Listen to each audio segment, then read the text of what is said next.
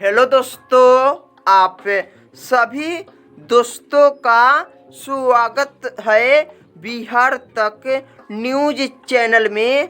तो देखिए दोस्तों, भोजपुरी के सुपरस्टार हीरो कल्लू भैया जी के एक बेहतरीन फिल्म का ट्रेलर आया है दोस्तों, जो फिल्म का नाम है रेस।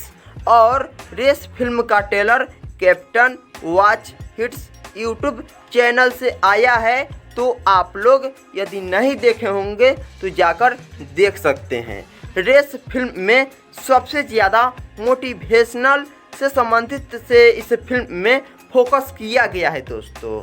रेस फिल्म में मेन स्टार कास्ट के रूप में नजर आएंगे दोस्तों भोजपुरी के सुपरस्टार हीरो कल्लू भैया जी, निधि झा और विक्रांत सिंह राजपूत भी नजर आएंगे दोस्तों। रेस फिल्म में सबसे ज़्यादा मोटिवेशनल से संबंधित इस फिल्म में बताया जाएगा दोस्तों, तो आप लोग जाकर देख सकते हैं।